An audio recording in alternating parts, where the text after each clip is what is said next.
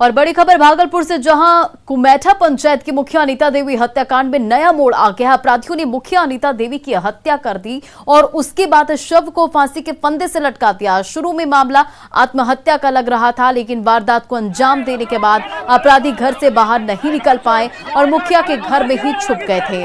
ग्रामीणों ने एक अपराधी को पकड़ लिया, 2 अपराधी भागने में सफल रहा। जो अपराधी पकड़ा गया है उसकी ग्रामीणों ने जमकर धुनाई भी कर दी और उसे पुलिस के हवाले कर दिया। पुलिस पकड़े गए अपराधी से पूछताछ फिलहाल कर रही है और मौके से फरार अपराधियों की गिरफ्तारी के लिए छापेमारी जारी है। और अधिक अपडेट के साथ संवाददाता आशीष रंजन हमारे साथ फोन लाइन पर जुड़ गए। आशीष, इस पूरे मामले पर क्या कुछ अधिक जानकारी? जी, सुबह में जो है मुखिया अनीता देवी का शव मिला था, जिसके बाद कई आशंकाएं जाहिर की जा रही थी कि कहीं से उन्होंने सुसाइड तो नहीं किया है।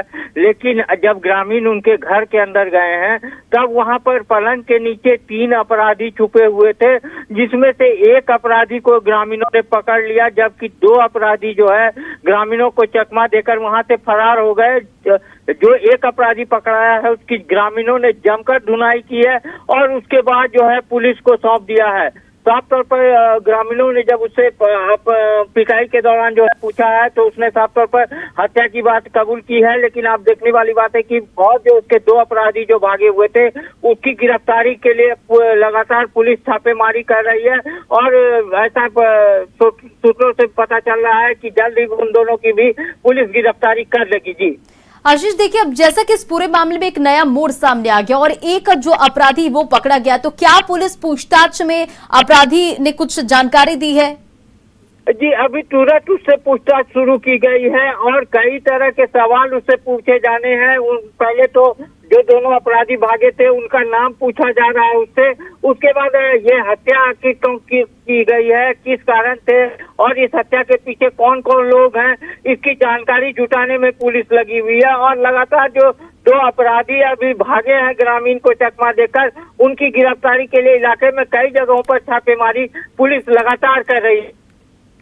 जी आशीष, जैसा कि इस पूरे मामले पे छानबीन जारी, हालांकि छानबीन जारी है, पुलिस क्या कुछ इस मामले पे खुलासा करती है उसका इंतजार रहेगा, लेकिन क्या परिजनों की तरफ से कोई जानकारी दी गई है? जी, परिजन अभी तक कुछ नहीं बता पा रहे हैं। लोग सदमे में है कि आखिर उनका सरल स्वभाव था, इतना सरल स्वभाव था कि किसी से वो ऊंचे आवाज तक में बात नहीं करती थी और लोगों का काम जो है आसानी से हुआ करता था पंचायत में। तो लोग सदमे में है कि आखिर उनकी जब इस तरह का नेचर था तो उनकी हत्या क्यों की गई है, क्या कारण है, इसको लेकर लोग भी एक तरह से सोच में डूबे हुए हैं। वहीं अभी परिजन भी कुछ भी बताने को स्थिति में नहीं है। जी आशीष, जैसा कि एक आरोपी अभी पकड़ा गया है, 2 की तलाश जारी है, तो पुलिस की तरफ से किसी तरह का कोई बयान सामने आया है? पुलिस ने क्या कुछ इस पर कार्रवाई की है? जी, डीएसपी से हमारी बात हुई थी तो उन्होंने साफ तौर पर कहा था कि एक अपराधी को पकड़ा गया है। वहीं उनसे पूछताछ की गई है कि आखिर वो लोग रूम में क्या कर रहे थे और किस तरह से इस घटना को अंजाम दिया गया है। तो इस सारे बिंदुओं पर जो है पुलिस लगातार जांच कर रही है और उससे पूछताछ के क्रम में कई बार खुलासे हो सकते हैं और जो जल्द ही पुलिस इस हत्याकांड को लेकर खुलासा कर सकती है। चलिए आशीष, इन तमाम जानकारियों के लिए बहुत बहुत शुक्रिया। बढ़ते अगली खबर की ओर और सुपौल से बड़ी खबर, जहां दर्जनों पक्षियों की तड़प कर मौत की खबर सामने आ रही। कई कौवा, कोयल, बत्तख और पक्षियों की मौत की खबर है। तो ये बड़ी खबर आपको बता रहे हैं सुपौल से, जहां दर्जनों पक्षियों की तड़प की मौत की खबर सामने आ रही है। कई कौवा और कोयल, बत्तख और पक्षियों की मौत की खबर है। आपको बताते चले कि बर्ड फ्लू फैलने की आशंका वन विभाग की तरफ से जताई जा रही है और इस पूरे मामले की जानकारी वन विभाग की ओर से दी गई है। आपको बताते चले सुपौल से ये बड़ी खबर और ये पूरा मामला सुपौल के पीपर खुर्द के छपकाही गांव का बताया जा रहा है। तो ये बड़ी खबर आपको सुपौल से बता रहे हैं, जहां दर्जनों पक्षियों की तड़प की मौत हुई और अधिक अपडेट के साथ हमारे संवाददाता अमित हमारे साथ जुड़ रहे हैं। तो ये बड़ी खबर आपको बता रहे हैं, जहां सुपौल में बड़ी तादाद में पक्षियों की मौत की खबर सामने आ रही है। आपको बताते चले कई कोयल, बत्तख और पक्षियों की मौत की खबर सामने आ रही है।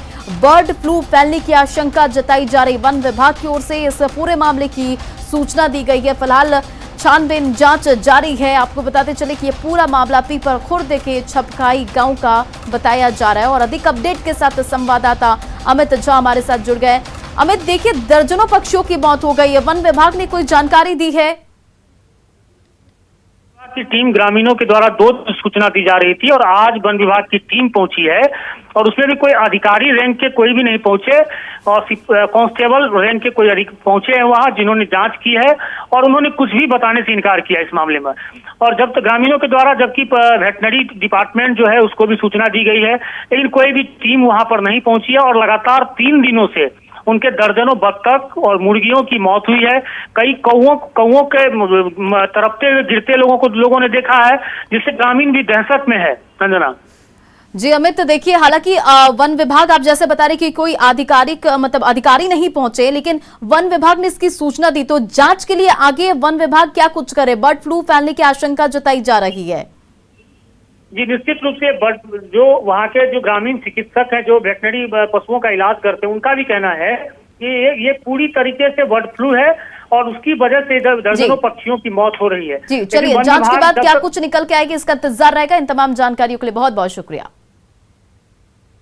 और बिहार विधान परिषद को बहुत जल्द 24 सदस्य मिलने वाले हैं और एमएलसी चुनाव को लेकर जहां उम्मीदवार जीतोड़ मेहनत कर रहे हैं, तो अंदर खाने पैसों के खेल की भी चर्चा भी आम हो चली है। ऐसे में सवाल यही है कि आखिर विधानमंडल के ऊपरी सदन में किसकी चलेगी?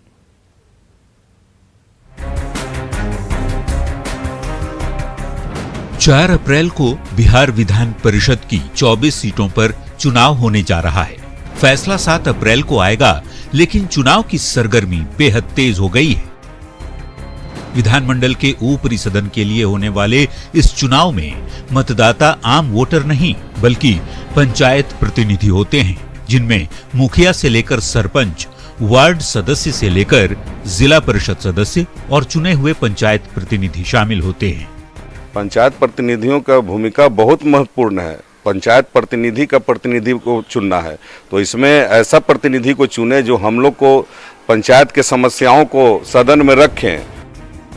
दरअसल 24 सीटों पर होने वाले चुनाव में लगभग 1.5 लाख तक पंचायत प्रतिनिधि वोटर के तौर पर हैं।